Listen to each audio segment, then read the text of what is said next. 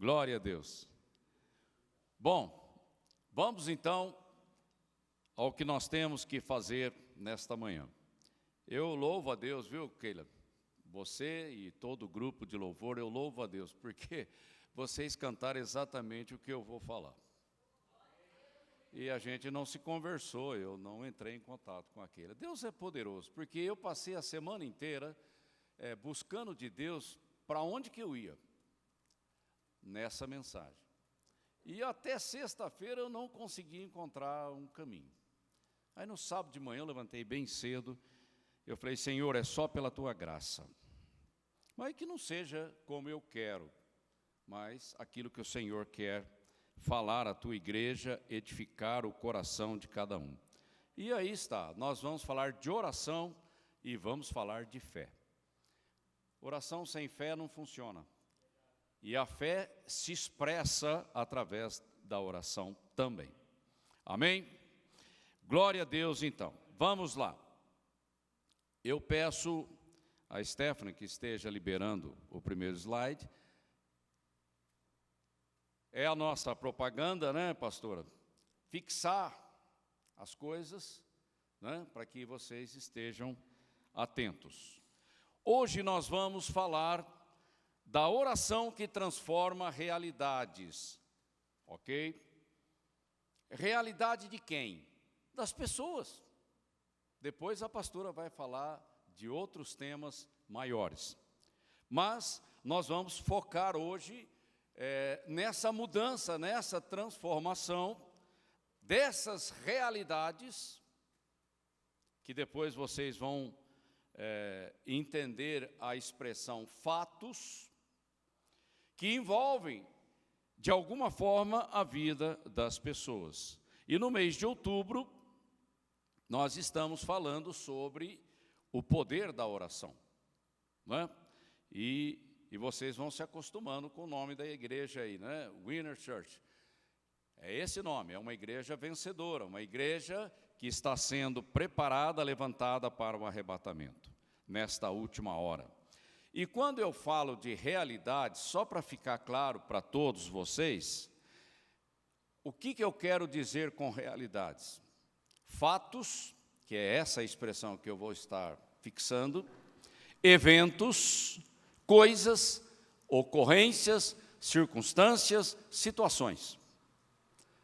Isso acontece porque nós estamos no planeta Terra, neste corpo, ok? E a oração, ela é fundamental para que haja mudança, porque o que nós queremos é mudança. Mudança de quê? Dessas realidades que estão afetando a vida das pessoas. Alguém tem que abrir a boca na terra. E esse alguém sou? Levante a sua mãozinha direita aí, ó. Sou eu. Glória a Deus. Segundo slide, por favor. Eu não sei se vocês vão conseguir ler o que está escrito na foto. É o máximo que eu consegui. Primeira coisa, primeiro fundamento que nós vamos estabelecer aqui. Lá em Jeremias, capítulo 29, versículo 12, a palavra de Deus declara, e a palavra de Deus é a verdade. Então vocês, erga sua mão e fala, eu. Vocês me invocarão, se aproximarão de mim em oração, e eu os ouvirei. Você pode dar uma salva de palmas? Deus é bom, Deus é bom, Deus é tremendo, maravilhoso, Ele ouve as nossas orações. E aí nós temos a foto de uma moça invocando o Senhor, em oração, em espírito de oração. Agora, do lado esquerdo da foto, aí vem princípios. Buscando de todo o coração, vocês me encontrarão. O que quer dizer buscando de todo o coração? Quebrantado, arrependido, dependência da fé. É isso que significa buscando de todo o coração. E eu poderia acrescentar sinceridade, humildade. Aí você pode acrescentar várias expressões que o Espírito Santo trouxer aí ao teu coração. Observe uma coisa, lá em Hebreus, capítulo 11, versículo 6. A palavra diz: sem fé é impossível agradar a Deus. Por quê? É necessário, não é uma opção, é uma necessidade, que aquele que se aproxima de Deus, que está invocando, buscando a Deus, creia que Deus existe. E que Ele, o próprio Deus, é galardoador dos que o buscam. O que significa no original a palavra galardoador? Deus, Ele está ouvindo a tua oração e Ele se interessa por você, porque Ele te ama. E o interessante é que o Filho de Deus, Jesus Cristo de Nazaré, pagou o preço para que cada uma das promessas de Deus fossem ratificadas pelo sangue derramado na cruz. E agora, o Espírito Santo que está na terra, trabalhando a edificação da igreja, levanta a realidade da palavra, porque a palavra de Deus é a verdade. E o Espírito Santo quer incubar a semente da palavra de Deus, que é uma palavra de fé, no teu coração. E Ele trabalha ativamente para renovar a tua mente totalmente lavada, imersa nesse mundo sobrenatural e espiritual da palavra de Deus, para que a tua boca expresse, verbalize o que a palavra diz a teu respeito. Aqui está a essência do que nós vamos pregar hoje. A minha boca tem que estar alinhada com o coração de Deus, falando o que Deus fala, ou melhor, falando o que Deus já falou a meu respeito, se nós considerarmos as promessas de Deus na Bíblia. Então, galardoador significa: eu te amo, o meu filho já pagou o preço e eu faço questão de te abençoar. Você consegue entender isso? Porque isso traz confiança e esperança no meu coração. Aí eu me aproximo em ousadia de fé, sabendo que Deus é poderoso para mudar a minha vida, para mudar meu casamento, minha família, meu emprego, enfim, não interessa o tamanho do problema, Deus é maior do que tudo. Agora, você confia nele? Aí que está o ponto da nossa dificuldade. Mas aqui nós vamos estar insistindo nesse ponto. O próximo slide. Vamos ver a diferença entre fato e verdade. É aqui que o diabo, vocês estão conseguindo ler? Seu Valdir, o senhor que está aí no fundo, você está lendo, está dando para ler direitinho? Ah, bom. Vai, Selma. Ótimo, então, glória a Deus. Fato fala da realidade, da circunstância, da situação da minha vida, aqui na terra. E a verdade, o que é? A verdade é aquilo que Deus disse. E Deus não é mentiroso. E Deus não muda de opinião. E o preço já foi pago. Há uma diferença entre realidade e verdade. O diabo, que é muito esperto, ele quer embaraçar a tua vida, embaraçando a tua mente, para que você fique olhando para as circunstâncias. Porque nós vivemos neste corpo e dependemos dos sentidos para existir, viver e andar aqui nesta terra. Mas o que eu vejo, aquilo que é aparente, aquilo que é visível, não domina o meu coração. Você consegue perceber essa importância? É a palavra que estabelece governo e direção na minha vida. Porque senão a gente sempre vai estar confuso diante das dificuldades.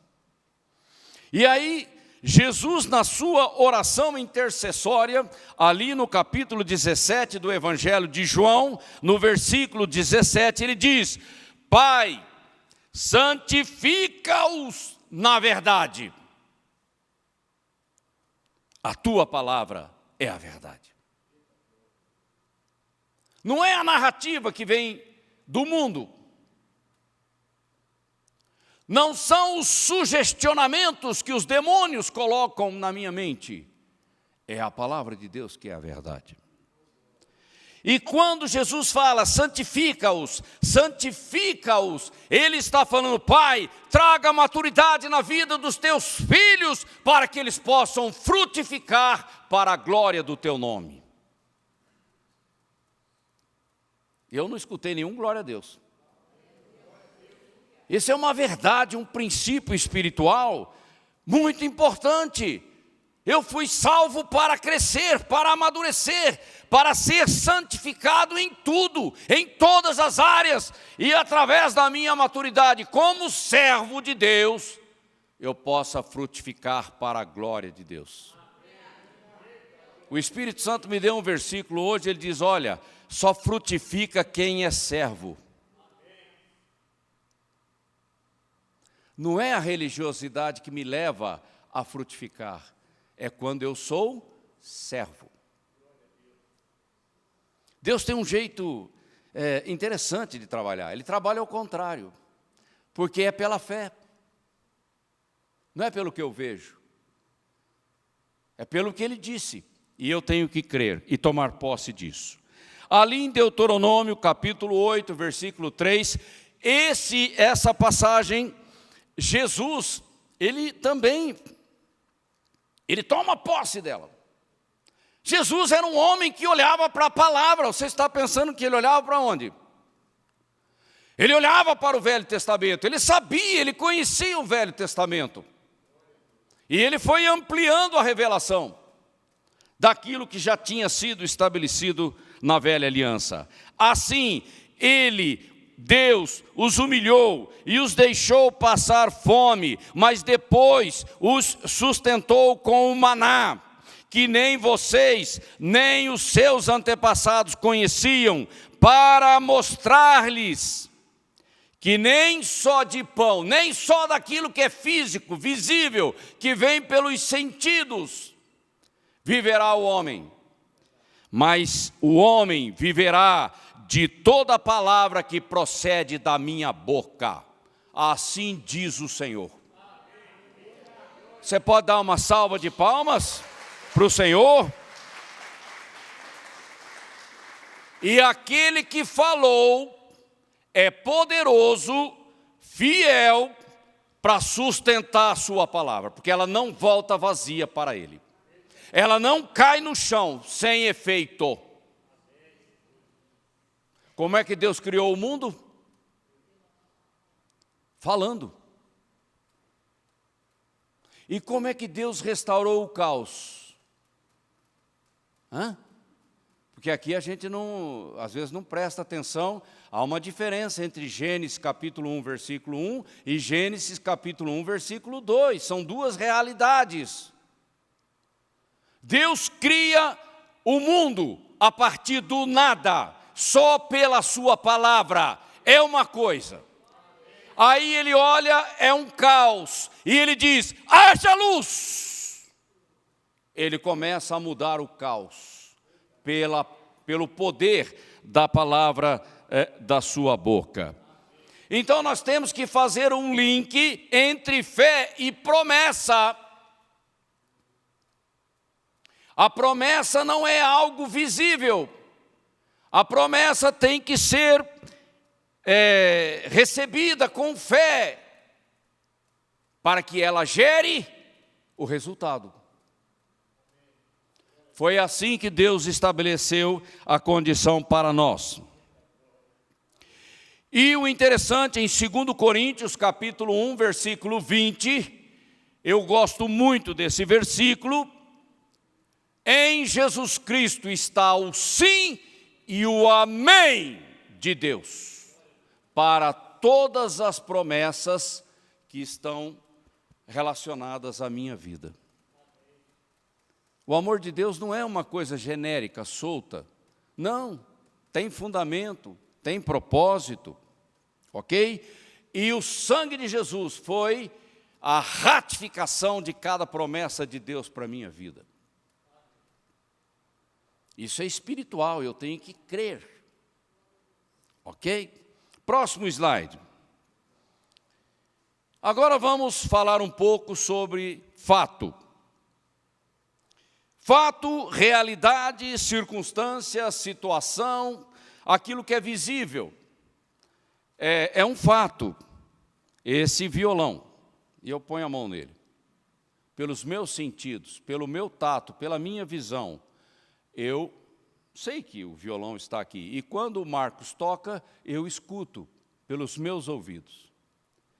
Mas isso aqui, sem a unção do Espírito Santo, é apenas um sino que toca. Mas se o meu coração está alinhado com o mover do Espírito Santo, então aquela música entra dentro de mim. E algo espiritual acontece na minha vida. Vocês estão entendendo?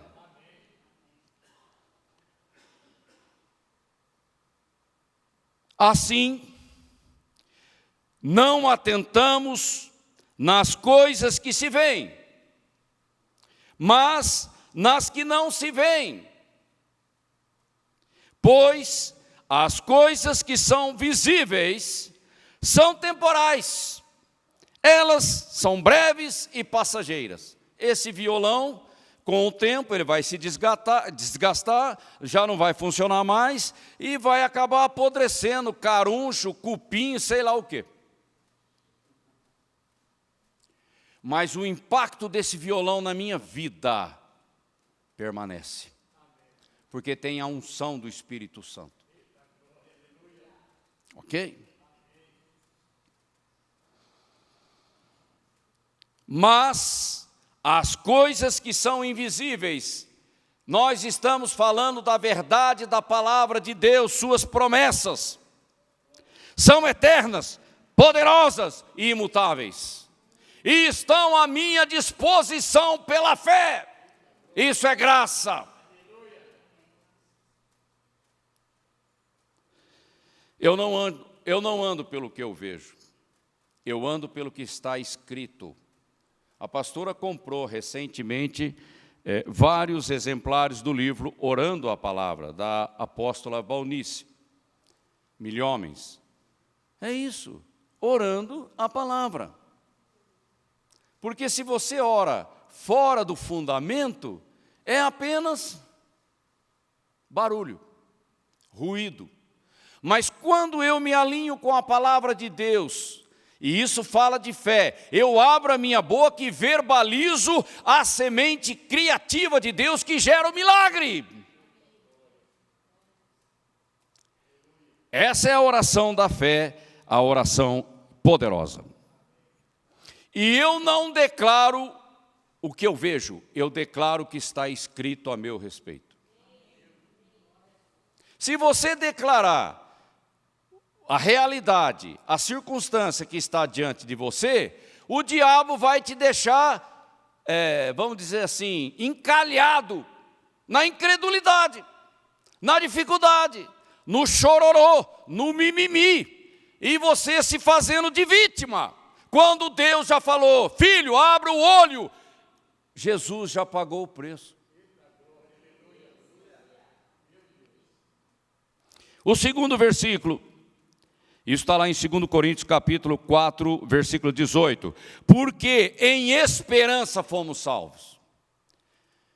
O Luiz Guilherme entregou a vida dele para Jesus Cristo aqui de público. Isso é alguma coisa visível? Como você ir numa padaria e comprar meia dúzia de pães? Não, né? O Luiz teve que crer no evangelho que ele ouviu. Aquilo foi, o Espírito Santo trabalhou o seu entendimento, o entendimento do seu coração, para que ele, em liberdade, sem nenhuma coação, voluntariamente, Ney, eu quero entregar a minha vida para Cristo. E eu falei, você vai fazer de puro? Ele falou, beleza, sem problema. São coisas espirituais. E eu falei, vigia, viu, Luiz? Vigia, porque o diabo ele chega primeiro, né? Que ele é tocador de trombeta, mas é um fracassado, ok? Vigia para que você fique firme na posição. E eu estava reparando se ele já estava no culto. Né? O culto estava começando, eu falei, cadê o Luiz? Né? Eu estou orando, eu estou intercedendo. Porque o diabo se levanta contra. É oposição, nós estamos numa guerra espiritual. Porque em esperança fomos salvos. Esperança de ter o nosso nome inscrito no livro da vida. Você já viu o livro da vida alguma vez? A não ser que o Espírito Santo te dê uma visão, não é? Então a esperança fala de algo que Deus prometeu, e eu creio, e Ele vai cumprir aquilo na minha vida. Isso é esperança segundo a palavra. Ora, a esperança que se vê não é esperança. Porque o que alguém vê, como o esperará? Se eu já estou vendo, para que eu vou ficar esperando? Mas, se esperamos o que não vemos, aí é a palavra de Deus que é a verdade, as suas promessas, com paciência. E no original, paciência aqui fala de firmeza, de perseverança, de constância na presença de Deus, por aquilo que nós já oramos e determinamos. Porque senão vem a dúvida, vem o desânimo, e aí volta tudo para trás. A sua confissão vai cancelando as outras, e esse negócio vai virando uma coisa confusa. Ok? Então essa firmeza fala de constância, de alinhamento, e esse versículo está lá em Romanos, capítulo 8, 24, 25. O próximo slide.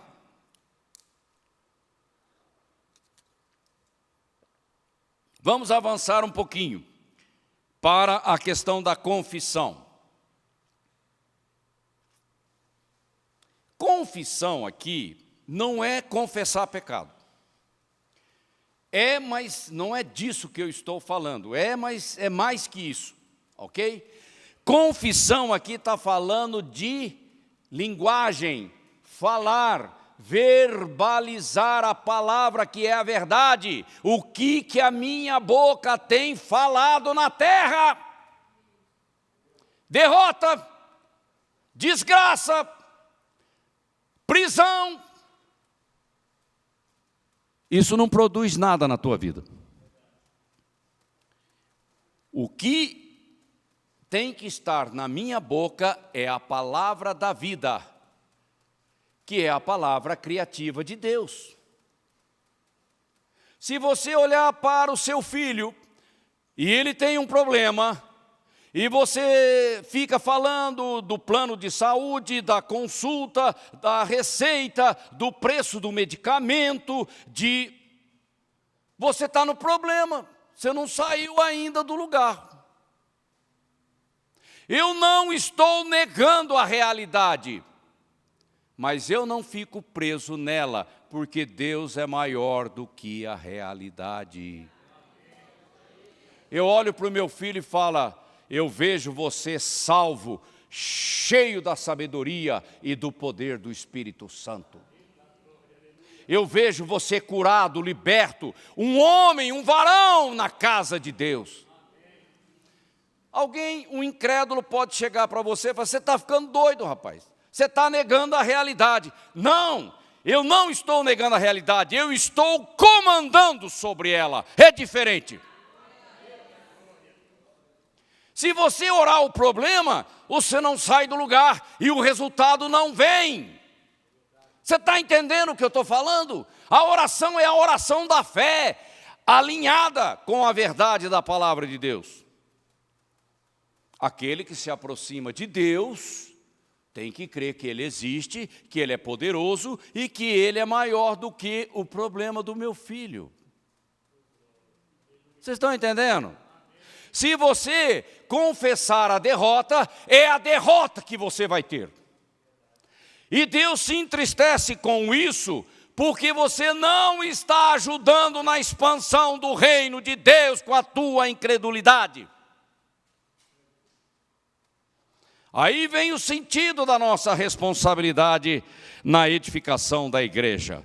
A verdade da palavra tem que estar dentro de mim, no meu coração. A minha mente tem que estar renovada pela palavra de Deus. E quando eu abro a boca, eu falo a palavra na primeira pessoa, no tempo presente. Porque a fé não é uma coisa que sei lá quando que vai acontecer.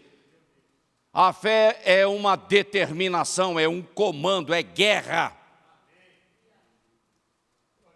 E a gente às vezes apanha porque a gente não se posiciona corretamente. Mas a palavra está perto de você,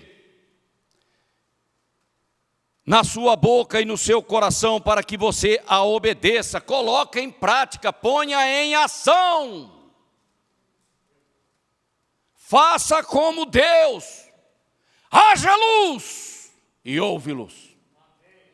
É isso que você tem que falar sobre a vida do teu filho, do teu marido, da tua mulher, e não ficar ranhetando em cima de problema. Porque a confissão negativa não me ajuda em nada.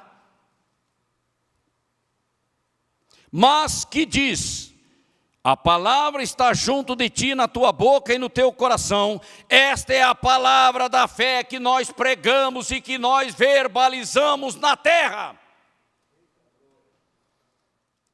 Para o ímpio, que está preso na incredulidade, a pregação da fé é loucura, porque ele não vê lógica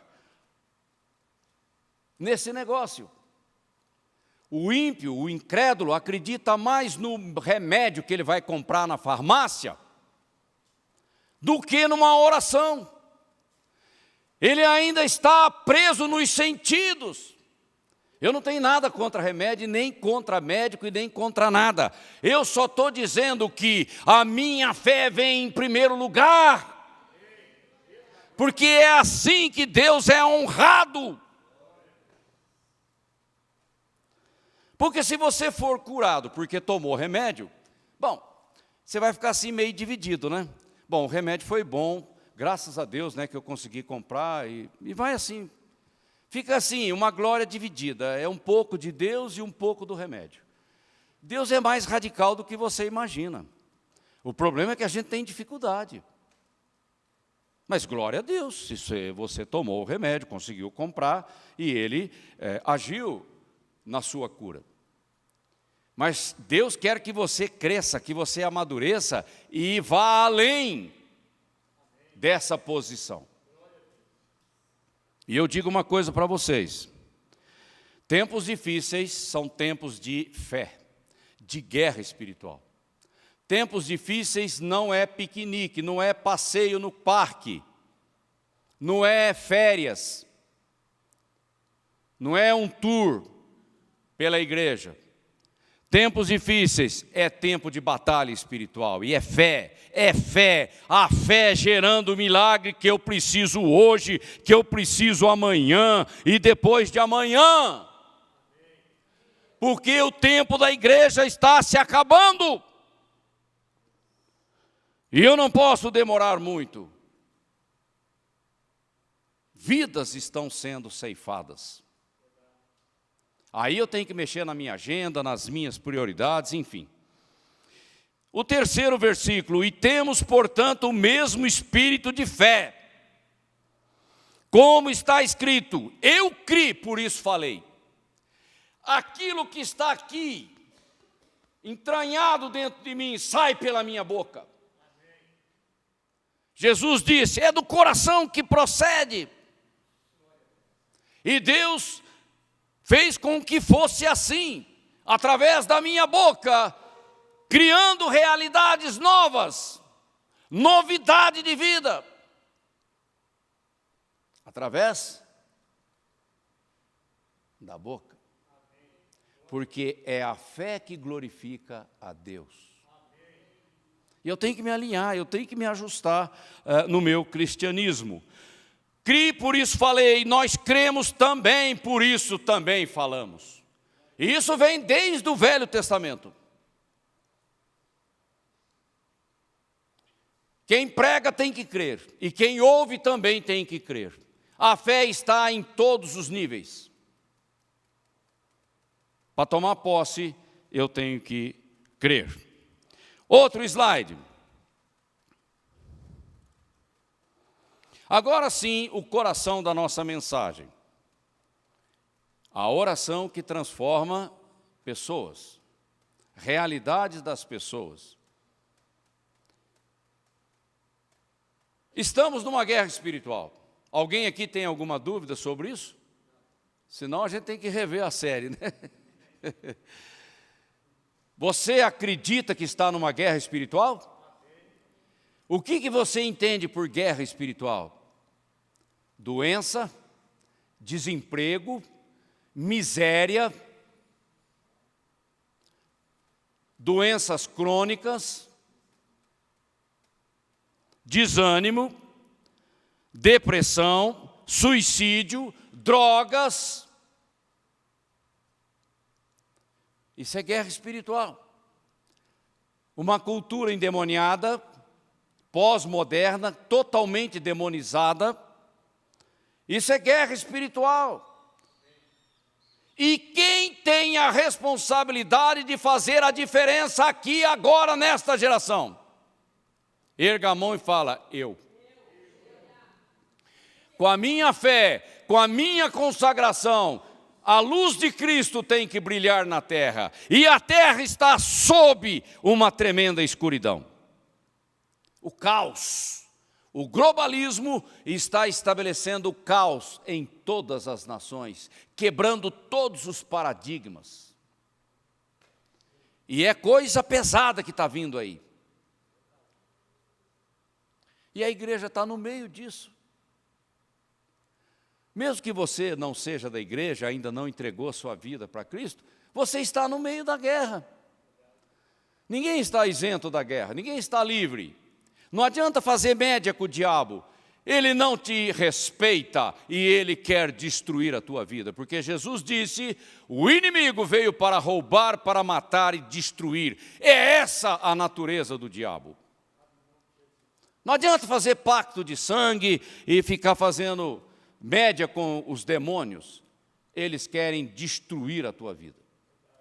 O único que te amou e foi até o fim e pagou o preço da tua redenção foi Jesus Cristo. E a tua fé agora tem que estar nele. Amém?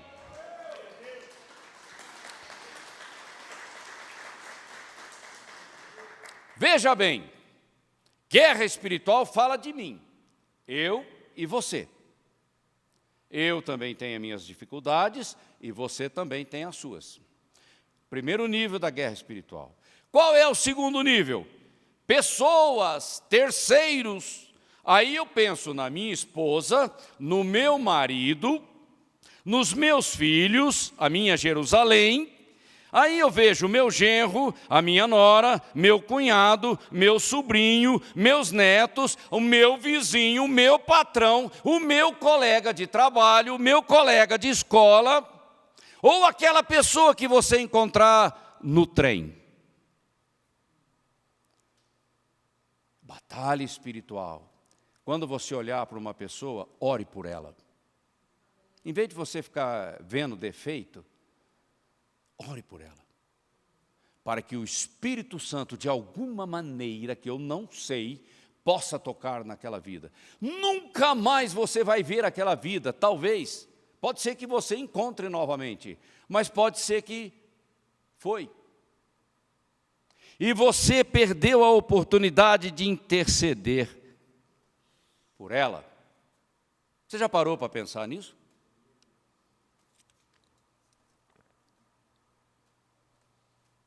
Pessoas que o Espírito Santo coloca no teu caminho, vem do nada, você está lá, daqui a pouco aparece a pessoa na tua frente. Você acha que foi um demônio que trouxe aquela pessoa na frente de um filho de Deus, cheio do Espírito Santo? Você acha que o demônio é doido? É o Espírito Santo, são os anjos de Deus trabalhando o tempo todo. E você é o canal, porque Deus levantou a igreja como canal para falar na terra. Porque senão os anjos estavam expulsando demônios. Mas não são eles, somos nós. Isso tem que queimar na nossa consciência, trazendo sentido de responsabilidade. Quando eu comando, e aqui eu gosto desse verbo, porque ele não é passivo, porque oração não é passiva, e oração não é no subjuntivo, porque oração é uma coisa de realidade presente, porque é o mundo da fé. Esse negócio de se não funciona com Deus. E não adianta perguntar, se Deus quiser, como se Deus quiser? O que diz a palavra? Deus amou o mundo de tal maneira, Ele já falou o que Ele quer. Amém. Amém. Deus é longânimo e não quer que ninguém se perca. Que todos sejam salvos. E o juízo de Deus na vida de alguém só pode ser estabelecido quando vários testemunhos de misericórdia e de graça forem desprezados naquela vida. Olha, várias pessoas pregaram o evangelho para você, mas você virou as costas. Deus não pode julgar uma pessoa que não teve oportunidade. Sem falar lá em Romanos, né? Que a natureza, a criação também testemunha da glória de Deus. Mas aqui nós estamos trazendo para a oração como intercessão, como guerra espiritual, transformando vidas através da nossa oração. E o verbo comandar significa intervir nos negócios do inferno. Isso é canal. Isso é igreja. Esse é o tempo da igreja na terra, intervir nos negócios do inferno, quebrando o poder das trevas na vida das pessoas, não só na minha, mas na vida de outras pessoas. Isso é compaixão e posição de autoridade na terra, brilhando a luz de Cristo. Palavras são sementes, material construtivo para gerar e para criar.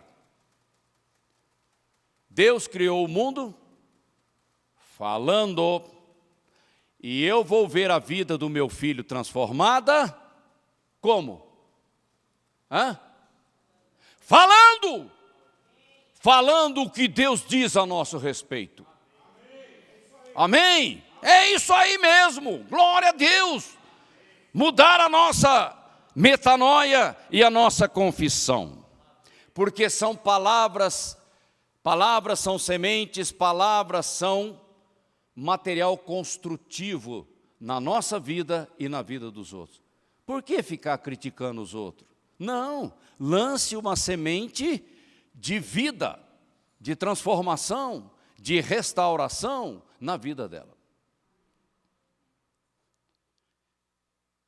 Eu não estou negando a realidade, eu estou indo além da realidade.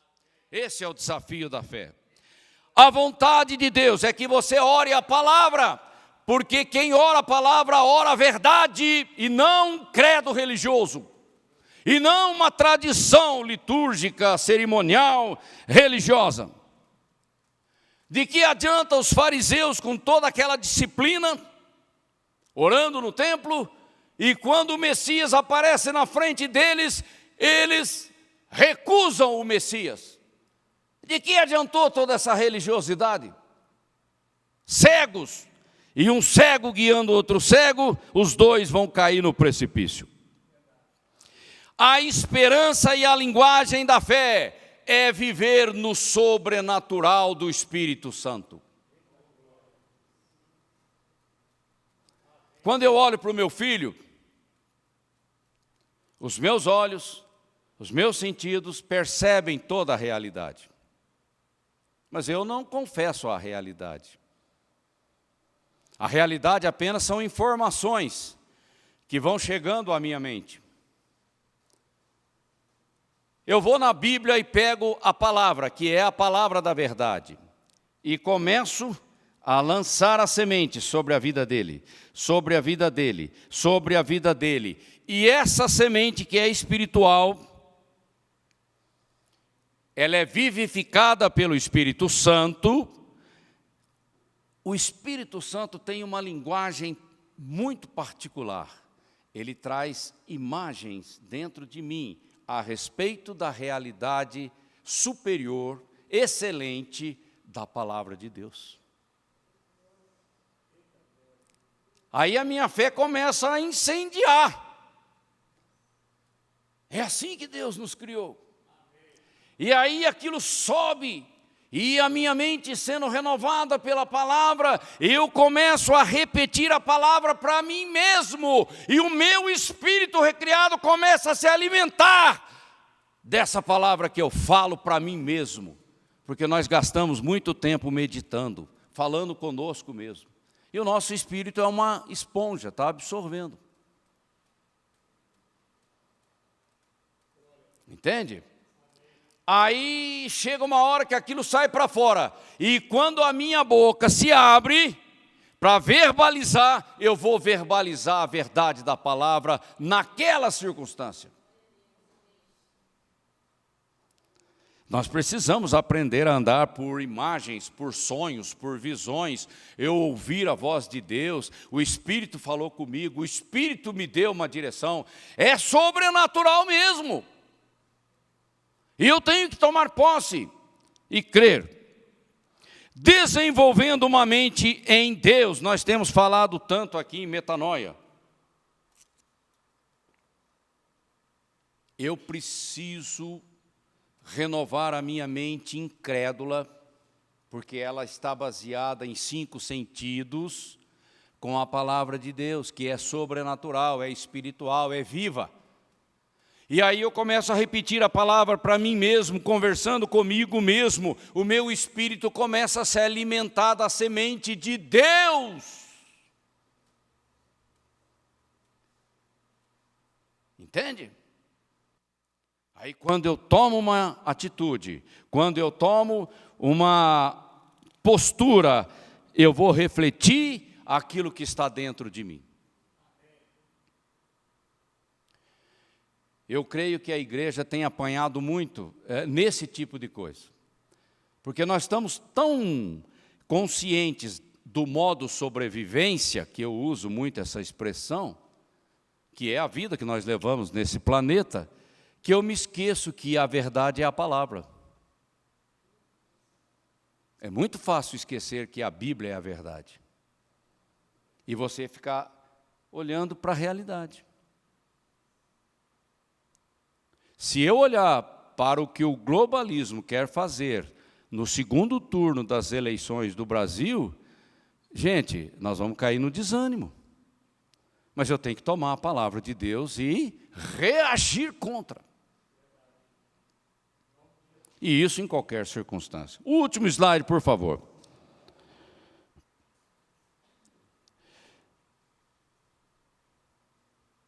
Eu tenho que ser renovado todos os dias, todos os momentos, com a verdade da palavra. E aí, estão 2 versículos do próprio Senhor Jesus Cristo, o cabeça da igreja, o dono da minha vida.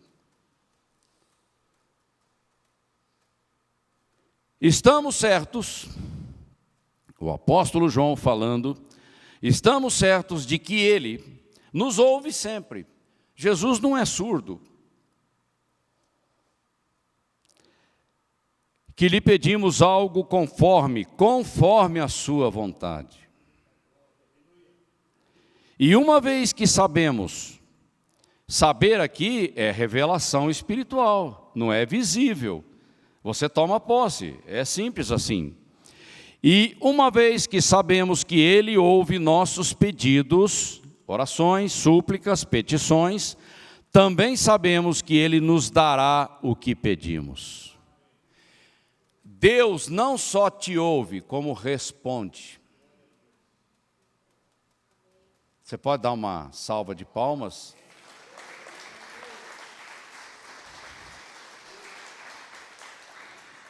E o segundo versículo dizendo: vocês podem pedir qualquer coisa em meu nome. Jesus é radical. Qualquer coisa? Será? Né? Vem aquela perguntinha, será? Ele disse qualquer coisa.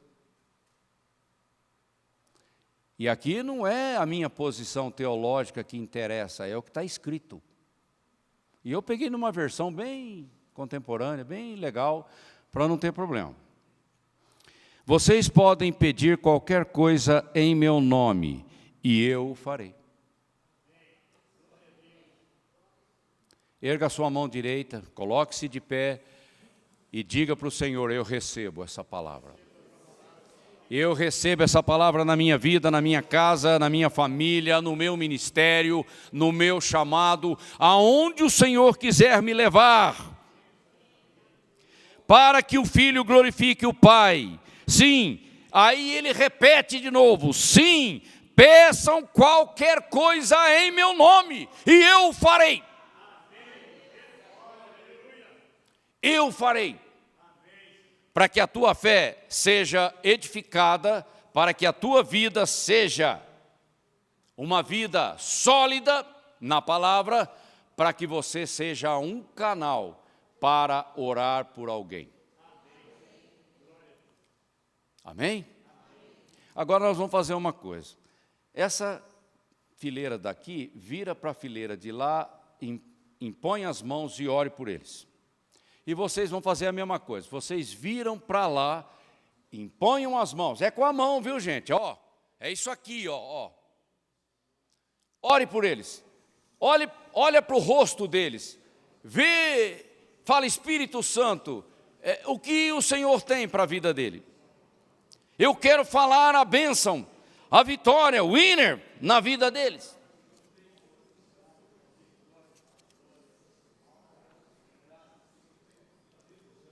Eu desejo, Senhor, que essa igreja seja unida em fé, que a nossa vida seja totalmente transformada para a glória do Teu nome, e dá-nos, ó Deus, espírito de ousadia para avançarmos além das realidades. E nós temos certeza, Senhor, que a vitória, o milagre, só vai glorificar o Teu nome, só vai edificar a fé dos Teus filhos, e esse ministério vai crescer em poder, em graça e em entendimento. Amém? Glória a Deus, aleluia. Pastora Valdiva.